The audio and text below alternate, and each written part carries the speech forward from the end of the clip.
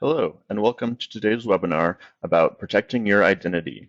Today we're going to talk about tangible things that you can do in your everyday life and online to help protect your identity. My name is Mark Federhoff, and I am with the AARP Elder Watch program. For those of you who are not familiar with the AARP Elder Watch program, it is a partnership between AARP and the Colorado Attorney General's Office that has been in place for over 18 years.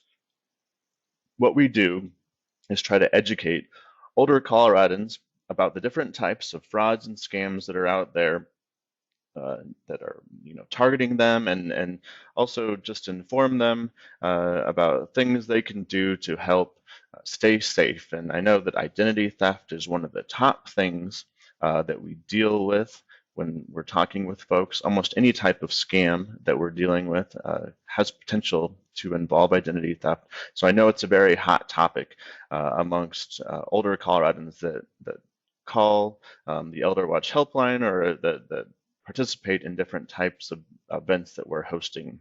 I just said that we have a helpline as well. On that helpline, we take between 300 and 400 calls from folks who have questions about fraud or identity theft or different types of issues.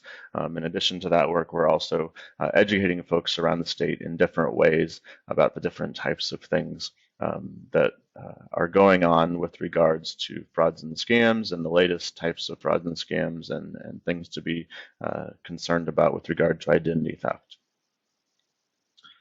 So why are older adults targeted for financial frauds and scams? There's a list here up on the screen. They might be seen as more trusting, or they have a steady source of income or wealth. They might be isolated, so they are being approached by scammers and not being able to have someone to talk about it with. They might not be as tech savvy as other folks. And we also see this from time to time, might have health or memory concerns, dementia, on different types of medication that might make them more susceptible to a fraud or scam. And it's important to think about all the different things that might make an older adults or the people listening to this presentation susceptible to scams. Older adults might be targeted for certain reasons, but anyone is really susceptible to a scam, and you just think about what your vulnerabilities are, and those are the things that you have to watch out for in terms of what the scammers might be trying to target you for. So be very careful about that. For myself, I like going to different types of events, so I could see a ticket scam potentially getting me sometime. So think about the different things that might make you susceptible to a scam. So what is identity theft? Identity theft happens when someone steals your personal information and uses it in a fraudulent way. It can obviously cost you time and money and be very frustrating, and it can destroy your credit and ruin your good name, which is something that none of us want. So how concerned are we about identity theft? When AARP Elder Watch did a survey of Coloradans 50 plus, this is the responses that we got. You can see if you combined extremely varied and somewhat in terms of concerns about identity theft, over 80% of Coloradans fall in one of those categories. So we know that people are concerned about this, and that's why we're talking about it today. So just some numbers in terms of identity theft in Colorado that were reported as part of the FTC Consumer Sentinel.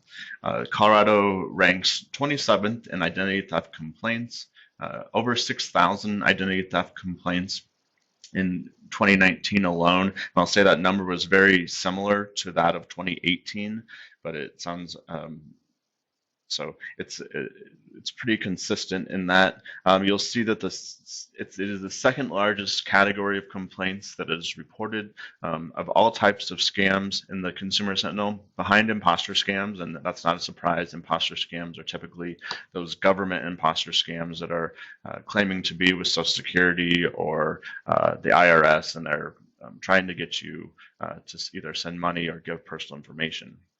Um, and in terms of that, the ranking of reported identity thefts in Colorado, the most common, which is probably not a surprise to anyone on listening to this, is credit card identity theft, and then other types of identity theft that don't fall under a specific category, bank fraud, phone and utilities, and then employment or tax related identity theft. So again, what I'm going to do today is go through some very practical things that you can do in everyday life to help prevent against identity theft. And hopefully you can take some of these back and think about them and use them in your everyday life, or there also some definite steps that you can take that will help you along the way. So we'll get started with the first 10 are very practical and hopefully things you can think about in everyday life to help you out. So managing your phone calls is critical. Understand that over 70% of consumer fraud complaints start as some type of a phone call. So it's important, as that number goes down, I think the internet will become a larger source of crime as time goes on. But still, right now, scammers are using the phone to get a hold of their victims. And so it's really critical that you use caller ID, understand what spoofing is. And if you're not sure what spoofing is, it essentially is a mechanism that scammers use to try to get you to answer the phone. So they can use a computer to easily change what it says on your caller ID to anything they want it to be. So, we see as a really good example often that scammers are changing their caller ID to say they are calling from Washington, D.C., so it looks like it's the IRS. And so if you see a 202 area code, you might think it actually is the IRS, but in reality, it's not. It's just the scammer being very tricky. And so we've seen scammers get more and more tricky as time goes on. They're getting smarter about how they're contacting people. They often will use, in terms of the spoofing, they'll often use the first, your area code or the first 6 digits of your phone number to try and get you to answer that phone. So, it looks like someone it looks like it's your neighbor, it's a number that you're familiar with because it's very close to your own number. Just know that they're using those tactics to try and get you to answer that phone and then try to get you to engage with them. So be very, very careful about that. Definitely only answer calls that you are sure of, that are programmed into your phone and you know who it is. And if you do accidentally pick up when it's someone you don't know, or hang up right away. Don't engage, because to the extent that you don't engage, the more likely it is they're going to they're not going to call anymore. But if you do engage, and you're talking to them, they know there's a live person on that phone when they call it, and it becomes a more valuable number, and they're much more likely to continue to contact you just because they know there's someone who's going to pick up the phone when they call your number. So be very, very cautious about that. I know a lot of people take these steps already, but there's lots of folks who also need reminders about it. And when folks report frauds and scams to the helplines, they often will give me an excuse as to why they picked up that phone. And it's, they're expecting a call from a family member or a friend or the pharmacy or an appointment. So just be very, very cautious about that, especially now when, billions of fraudulent phone calls are coming in each year.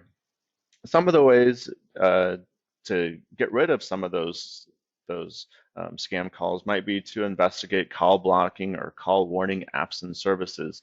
You can talk to your phone company. Most cell phone providers have some type of a call blocking system or a call warning system in place. If it says scam likely, your phone is already doing that. But if you don't have anything like that, or you're not familiar with any type of system that's currently in place, talk to your phone company and see if they're doing anything. More and more they are. Another couple services to check out: Nomo Robo, Haya, and Truecaller. Those are just a couple of the names of folks of different apps that are out there that might help to get rid of some of those really obnoxious robocalls. Nomo Robo was the winner of an FTC innovation challenge in terms of getting rid of robocalls. The thing about it is it will get rid of robocalls, but it will also get rid of legitimate robocalls. So if you, for instance, have a dentist appointment or a hair appointment and those people use a robocall to remind you of those things, it'll likely get rid of those as well. So think about that, but you can go to nomorobo.com to learn more about nomorobo and how it works. It also is important to make sure you're still on that do not call registry, and you can do that by going to donotcall.gov or calling the number on the screen there. The do not call registry, I know most people believe it does not work, and for its originally intended purpose, it is not doing a very good job of working, but it was created during a time when legitimate telemarketers, would be calling at dinner time every time you sat down. So that's why it was originally created, and now it's not doing its job because it can't stop all those different technologies that are coming through, because scammers don't care about the do not call registry. They're going to call you anyways. So I think it's a good thing to continue to be on, just to verify that the person on the other line is a scammer. So if you're on that list and you get a call from someone who's not on one of those exceptions at the bottom of the screen, you know for sure that it is a scam caller. So if that person is it's not someone you know, and it's not someone who's involved in doing research, it's not someone involved with a political party, it's not someone from a charity, or it's not someone who you've done business with in the last 18 months. You can guarantee that person is a scammer, and it's a good time to hang up. So again, if you're not on the do not call registry, you can go to that donotcall.gov and get on that list. You can also, if you're not sure if you're on it, when you go to donotcall.gov, there's an opportunity for you to verify that your numbers, all the phone numbers that you have, are part of the do not call registry. So there's one good tangible thing that folks can do who are on today. It's a very easy one. Another thing you can do is manage your mail. So, mail fraud still exists, and it's important to think about the different ways you can minimize mail fraud. So one thing that you can do is take important outgoing mail to the post office directly. So if you're mailing checks or anything with other personal information on it, don't leave it out in the mailbox in front of your house. Take it to the post office and put it in the mailbox there in a secure location. Consider a locked box for your home. Again, if you're receiving different types of correspondence in the mail that you view as sensitive, having a locked box at your home could help reduce any types of theft that would happen while your mail is sitting in your box before you pick it up. You can reduce mail also by starting online accounts. So, if you're not doing bill pay online and you're still receiving all paper accounts, reducing that paper and reducing the opportunity for someone to get it is one way of doing that.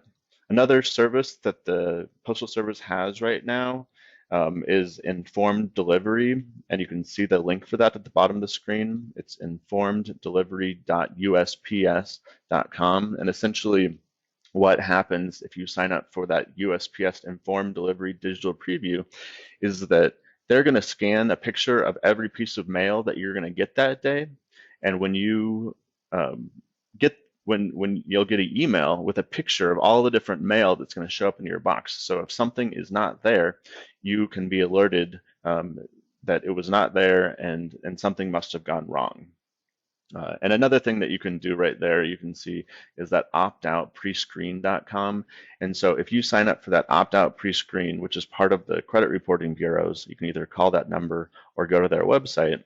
Essentially, you won't get any of those pre-approved credit offers or insurance offers in the mail, which might also be a way of mitigating identity theft. So that's a legitimate way of getting rid of some of those credit offers that you might be getting in the mail as well. So again, managing your mail, an important step. Even though less scams come through the mail than over the phone, it's still a critical way that we can help reduce fraud in terms of things that are coming through the mail. This next one might seem obvious to you, but it's good reminders to have in place. Control and manage your wallet and or purse.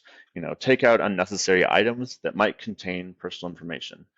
Please remove your Social Security card from your wallet. It is not necessary. I'm always shocked at the amount of people that continue to carry around their Social Security card, but please take it out of there. It's not necessary.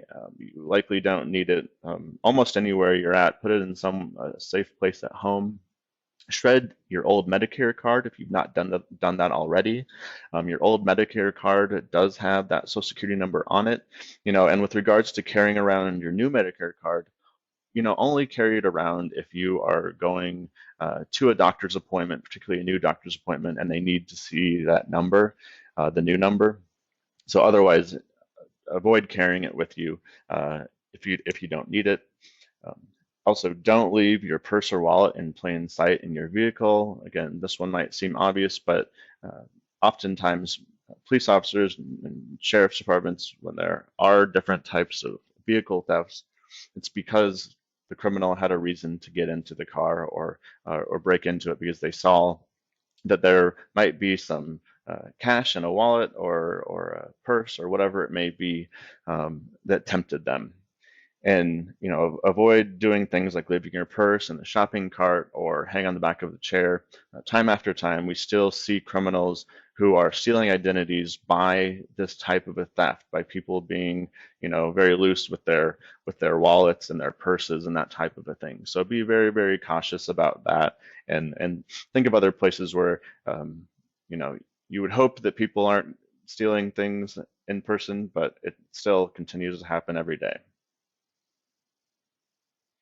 Another very practical thing that you can do is shred your personal and financial documents. Yeah, believe it or not, crooks still do dig through the trash, and they're looking for critical personal and financial information that they can benefit from. So, shred any documents that you no longer need that contain bank account information, medical information, social security numbers, or any other type of personal information that you don't want someone else to see.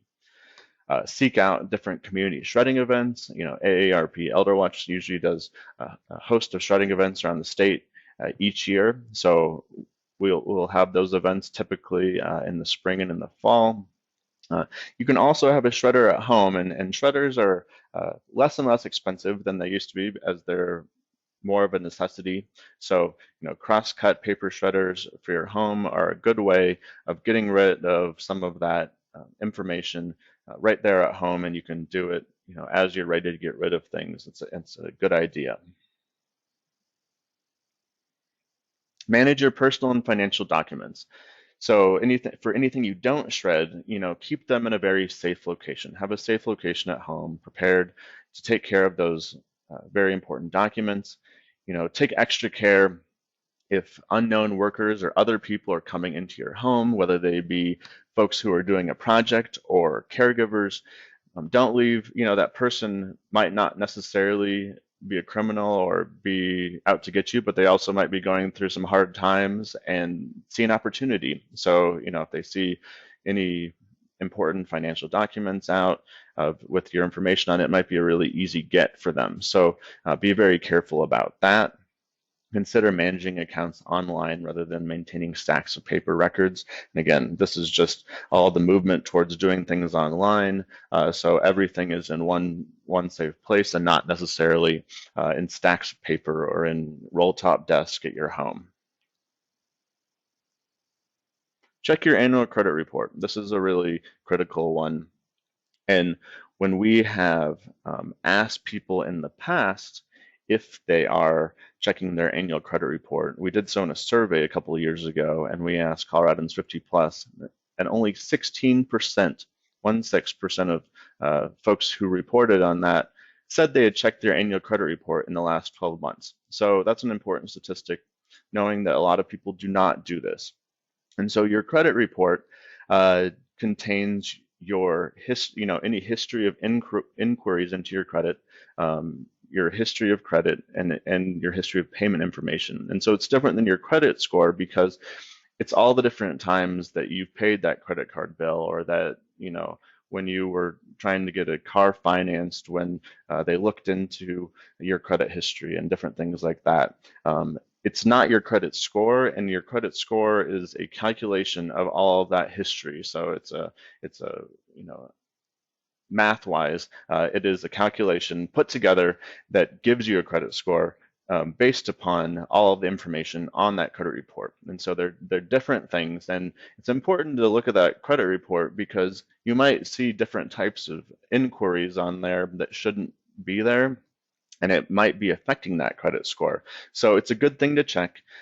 Typically, you can check once a year with each of the three credit reporting bureaus. At different times, they sometimes let you do more, so it's important to remember that. But the most important part about it is to make sure that any accounts have not been opened in your name. And so, any lines of credit are not open in your name that you're unaware of, and that happens fairly frequently, more than we like to know. So you can do all this by going to annualcreditreport.com or the number on the screen. And when you get there, they'll direct you to how to pull your credit report so you can see that information. You can either get it pretty much right away online when you go to annualcreditreport.com, or call that number and they'll send it to you. So two different ways to do it. Again, at the bottom there, you see 3 free each year, one from each 3 credit reporting bureaus. And sometimes that number of free credit reports changes from time to time, but it is, you definitely are entitled to at least one from each of the 3 credit reporting bureaus each year. And it's a good thing to check. If you haven't done it in a long time, do it so you can ensure nothing funky is on there that you don't want to be. Consider placing a fraud alert or freezing your credit. So credit freezes and fraud alerts are now free. And so that is something that's changed in the last couple of years. But as a result of the Equifax data breach that happened a couple of years ago, they are all free now, which is fantastic. And so the important thing to know is they're different. A fraud alert lasts for 1 year. It requires the issuer of credit to verify your identity. So all you have to do is call one of the 3 credit reporting bureaus to place that fraud alert. And it is a good way and a good practice of something that you can do to proactively be preventing identity theft, because it makes any scammer or crook who's trying to open a line of credit in your name to take an extra step, and it's going to be difficult for that person to do that unless they have some type of proof of your identity on their body as well. So the other thing that you can do that a lot of identity theft experts recommend is to place a credit freeze. And so the freeze lasts until it's removed. It limits access to your credit report. It must be placed with each of the 3 credit reporting bureaus. So yes, you have to make a phone call to Equifax and Experian and TransUnion, or do it online on their websites. But after you do that, you will receive a PIN that you can then use to lift the freeze if necessary. You can still get your free annual credit report if you do have that credit freeze. It's important to know, and it does not affect your credit score. So those are a couple of things that people are falsely led to believe with regard to that. Freeze will help stop thieves from opening new lines of credit in your name, but it will not stop misuse of existing lines of credit. So it's very important to know that a freeze will stop someone from getting a new charge card at the department store, but it will not stop them from using any existing accounts that you have. So if someone gets a hold of your credit card number that you had existing, it will not stop them from putting a charge on that if they know all the information to put a charge on it.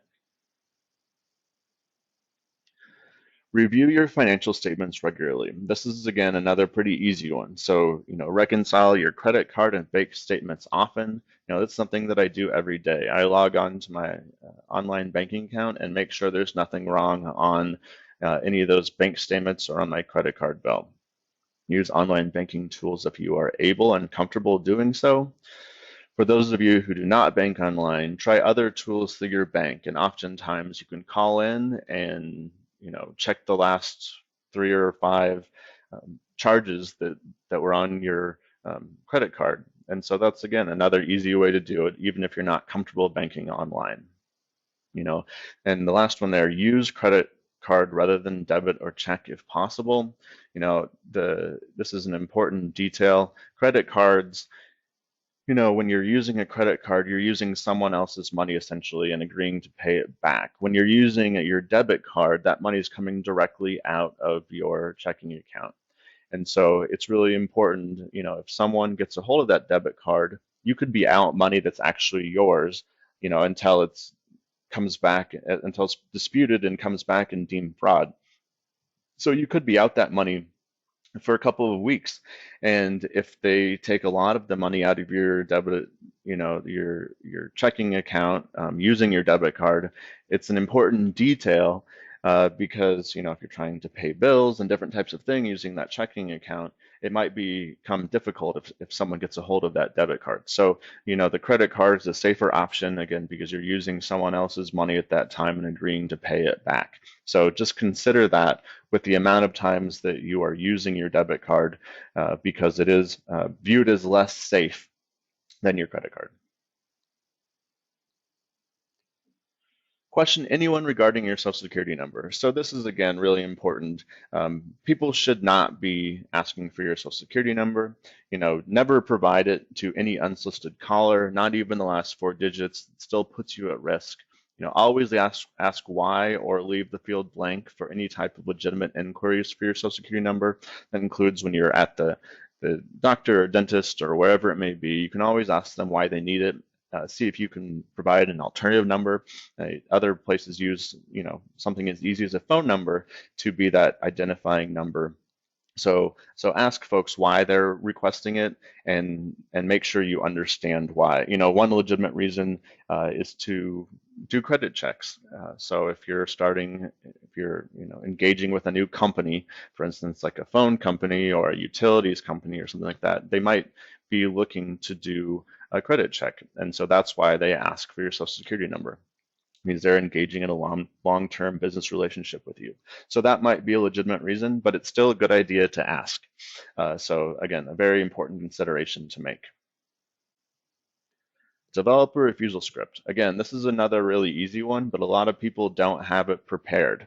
So again, not everyone's good at saying no, so it's important to have a refusal script ready so you're comfortable saying no when it comes time. And so, for instance, for me, it's really hard for me to say no at the door, but if I develop a refusal script and I'm ready to use it, then it will make it less uncomfortable for me to say no. And so, for instance, my refusal script, if someone shows up at my door, is that, I'm sorry, I don't do business at my door. You can leave me with information if you'd like. Or another refusal script a lot of people use, I always consult with my partner before making a financial decision. So those are really easy things that you can do, if you're not good at saying no at the door or over the phone or online or in different types of business situations, because it's not always easy saying no, and a lot of people don't feel like it's rude to say no sometimes too. So developing that kind of standard refusal script that you can use in difficult situations is a really important step to take, and it's a really easy one to take too. I mean, some people get enough callers at their door that it's a good idea to write something down. So when you do answer the door, you know exactly what to say to the person if it is someone who you don't know and they might be trying to sell you something or solicit donations for a charity that you're not comfortable with. So now I'm going to go in. The first 10 were very practical and things that pretty much anyone can think about and consider for their everyday life. The second 10 are really focused on things you should be doing or can be doing online to help stay safe and protect your identity. So, if you're not online very much, it might be good to still listen to these anyways, as you get more and more online, but they're really focused on things people can do when they're on the internet or engaging online with people in different ways. So understanding free public Wi-Fi is critical. It's very basic, but do not use free public Wi-Fi for any transactions involving personal or financial information. And so that includes banking, shopping, taxes, all those different types of things. If you're on free public Wi-Fi at a restaurant or an airport or at the library or any of those types of places, understand that when you're on free public Wi-Fi that's not being secured, it's not a good idea to do anything involving personal or financial information. So, wait until you are on a secure Wi-Fi network or a hardwired network for those type of transactions. Beware that your computer, phone, tablet, laptop, whatever you're using, might automatically connect to these networks when you're in different places. So, for instance, if you're at the airport once a month, your phone might automatically log into their public Wi-Fi network. And so if you are then getting on your phone to do different things like check your bank account, it's not a good idea because it's not again, not a secure network. So remind yourself to take yourself off of that public Wi-Fi, particularly if you're at a place where you're at frequently, where you might log in automatically without even knowing you're on their Wi-Fi network. Also, watch out for network names that are similar to that of an actual host network. So if you're at a coffee shop and they know that their name of their coffee shop is Coffee Shop One, and you already have the password and everything from them, that's great. So, but what if there's someone there also sitting on that network who develops their own network and they're trying to get people to log into it so they can access the information on the computer, and they make the login, coffee shop 11. And so you log onto that one because it seems to be working. And so just be very careful about what is the official network at that place. So you're logging onto the legitimate one and not onto someone else's faux or fake network that's trying to look like that of the actual network. So again, critical to understand what public Wi-Fi is and what you should be doing when you're on public Wi-Fi and what you should not be doing when you're on public Wi-Fi. Again, it's good for something like if you're comfortable and not have any kind of critical information, via just personal basic emails that you're updating friends and family. Also, checking the weather, checking sports scores, different things like that. Those are things that are easy to do on a normal public Wi-Fi network that's safe. Another thing that you can do, and this is one that a lot of folks, when we're doing in-person presentation, this is one that people hadn't thought about but really like, is Google yourself. So it's a useful thing to do because you can understand what the rest of the world can find out about you really easily.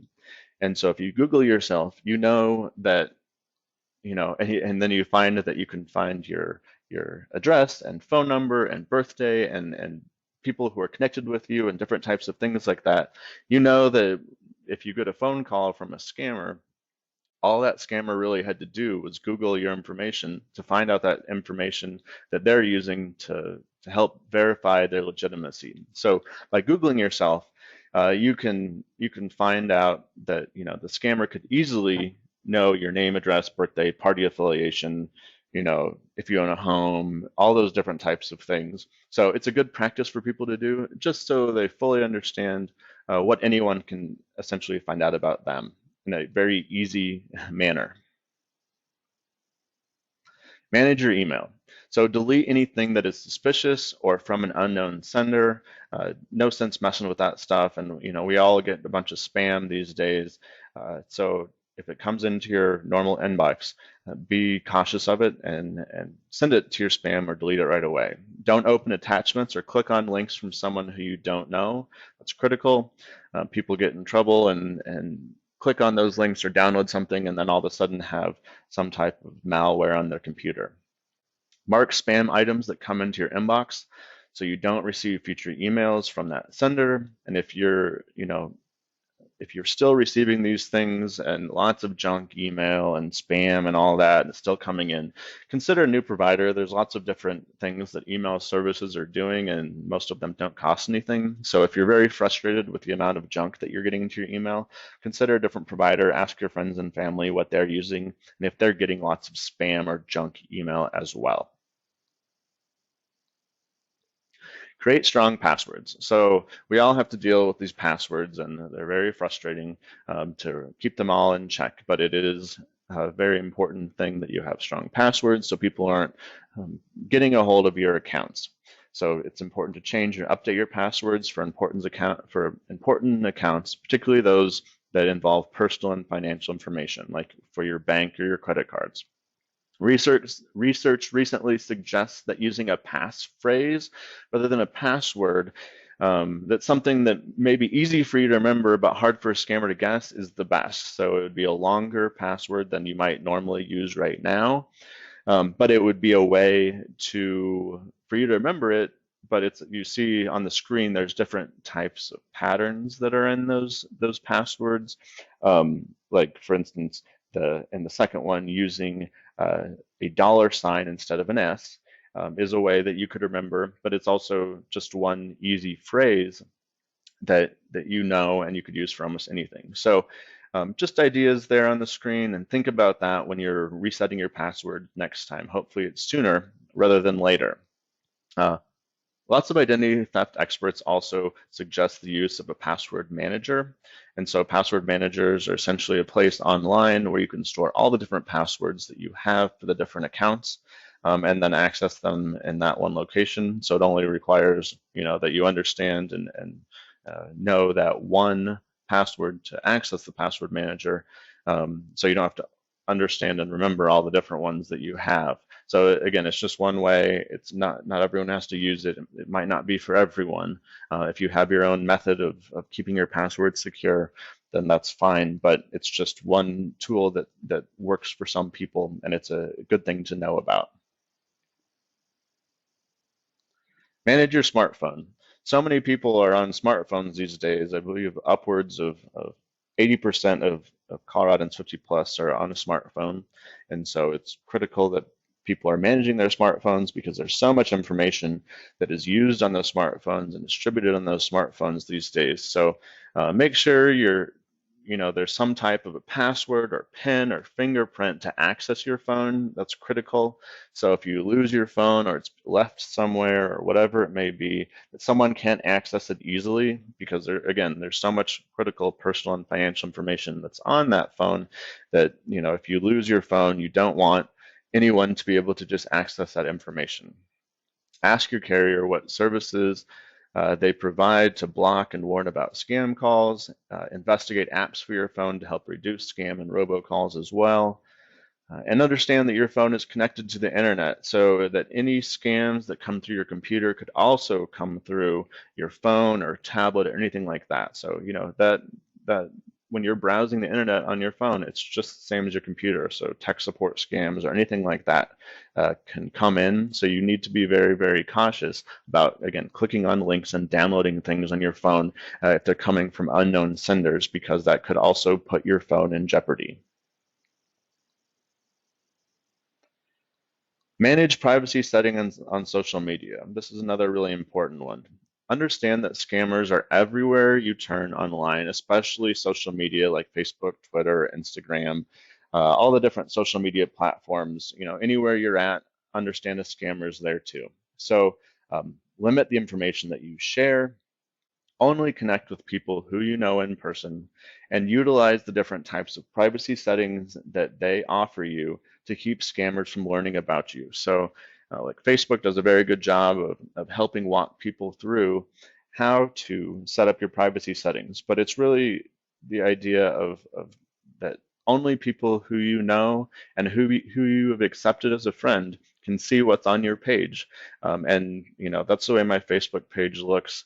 And it shows you, what views different people, a friend versus a not friend, has on Facebook. So it's critical that you're only letting friends, family, and people who you know view all the different information that you might be posting on Facebook, and not just everyone able to view it. So that's how people get into some trouble if they've not locked down their privacy settings. And so if you're not sure how to do that, talk to someone who who's pretty savvy on social media or Facebook, and see if they can help you do that, because it's a relatively easy thing to do.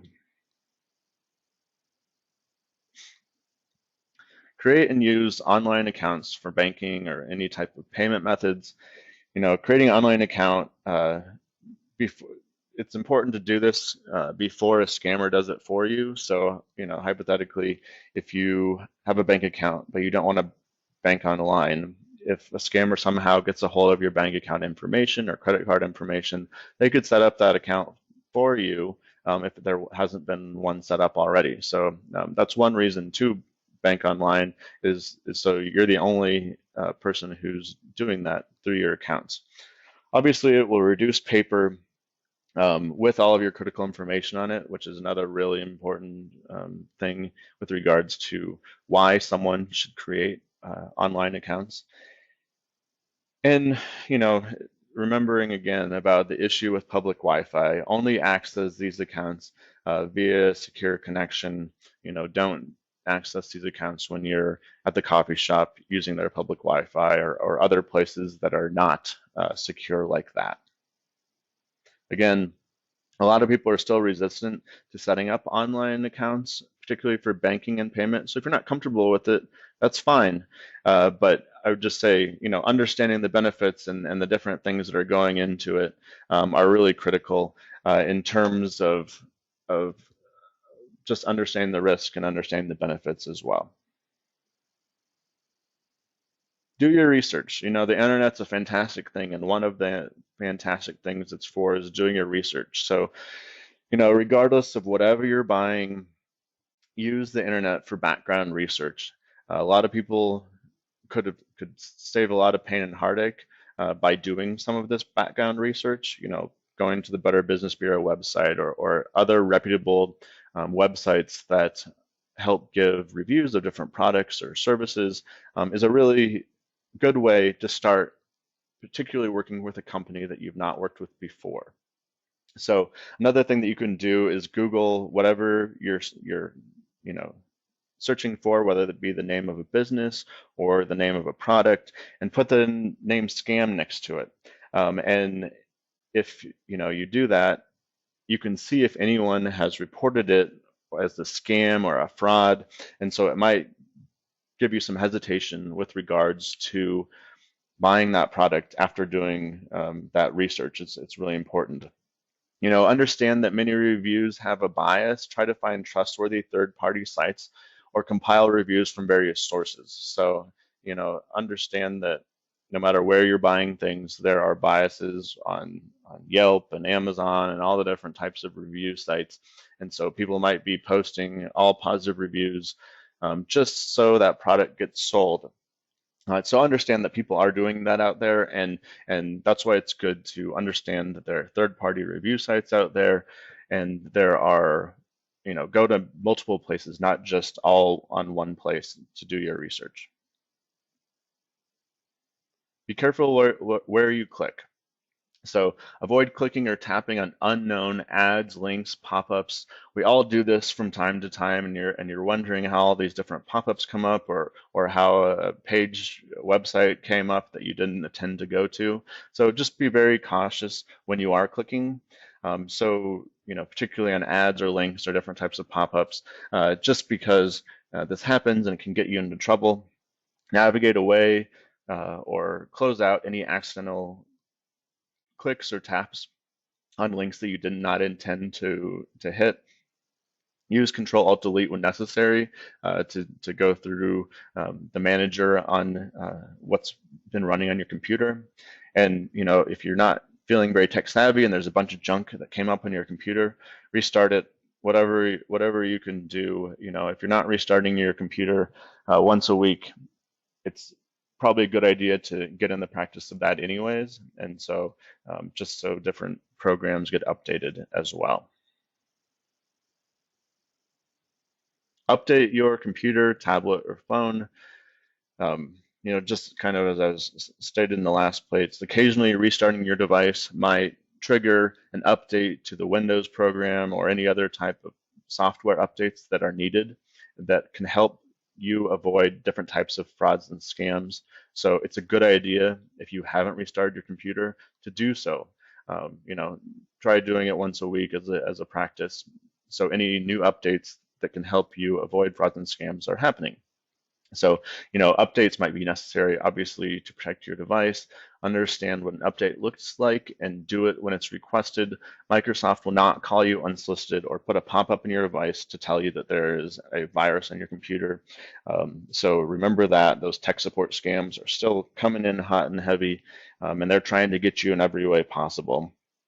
Consider buying antivirus protection software if it's not already included on your device. This is particularly important for older computers that you might not use very much, but you're using it to check email and do a little bit of online shopping and things like that. But if it's an older computer and it definitely probably needs some type of antivirus software to help it stay safe, so those tech support scams don't pop up. So those are the 20 steps that you can take, and I hope that learned one or two or 10 that you can do today or in the next week to help you stay safe with regard to identity theft. There's some resources up on the screen there. AARP ElderWatch, you can always call and talk to a trained volunteer as part of the Colorado Attorney General's consumer complaint line. That phone number is 1-800-222-4444, option 2. And we're always happy to answer questions about any types of frauds or scams or identity theft. The next link down there is stopfraudcolorado.gov. Yeah, the Colorado Attorney General's office has a fantastic website with all different types of information about frauds and scams, including identity theft. And so if you have questions about frauds and scams, check out that stopfraudcolorado.gov for up-to-date information. The Colorado Bureau of Investigation has an ID theft victims assistance program, and the phone number is up on the screen there. It's 855-443-3489. They do a great job of helping people who are dealing with those very difficult identity theft issues. So if you are dealing with a very difficult identity theft issue and need some assistance from the Colorado Bureau of Investigation, they're a great resource, and they are happy to help. IdentityTheft.gov is a fantastic website that's run by the FTC that will help walk you through all the different things and steps you should be taking for different situations involving identity theft. So if you've never checked out that website before, I recommend checking it out. And you can also get information from the AARP Fraud Watch Network involving frauds and scams and identity theft by going to aarp.org as well. Thank you so much for listening in on today's presentation about identity theft. I hope you came up with a couple of tangible ways that you can help protect your identity, and please tune in to any other ElderWatch programs in the future.